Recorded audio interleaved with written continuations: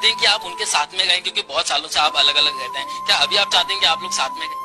हम साथ में रहने चाहते हैं, तो आए तो मैं जाने के तैयार हूँ। मोदी जी दिन रात हिंदू धर्म का प्रचार करते हैं, मंदिर मंदिर जाते हैं, शिवालय शिवालय जा रहे हैं। और आपको बता दूं कि मोदी जी जो है अपनी धर्म पत्नी जसोदाबेन को छोड़ रखे हैं।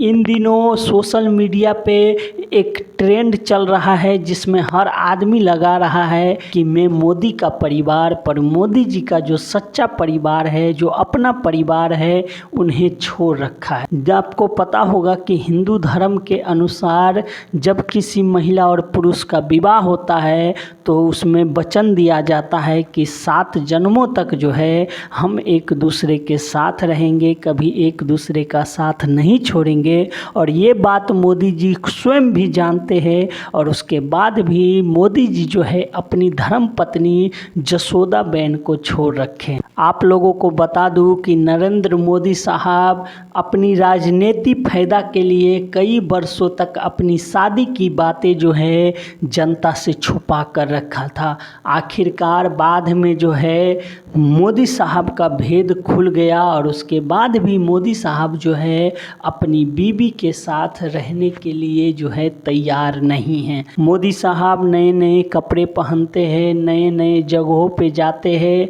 नए नए लोगों से मिलते हैं, दिन रात जो है सुख और चैन से बीत रहा है।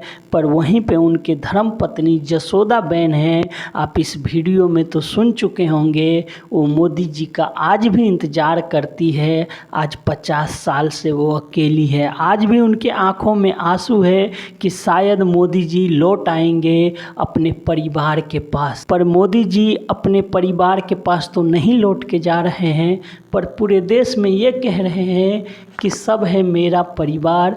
पर अपने परिवार के आंखों में जो आंसू है वो मोदी जी को दिखाई नहीं दे रहा है। दोस्तों, इस वीडियो को शेयर कीजिए ताकि मोदी जी तक ये वीडियो जाए और मोदी जी को अपनी धर्म पत्नी जसोदाबेन को हो सकता है याद आ जाए, जो उनका सच्चा परिवार है, अपना परिवार है। शायद इस देश के प्रधानमंत्री के कुर्सी छोड़ के अब इस उम्र में अपनी पापों का प्रायश्चित करे और अपने बीवी के पास जाकर रहे, उनका साथ दे।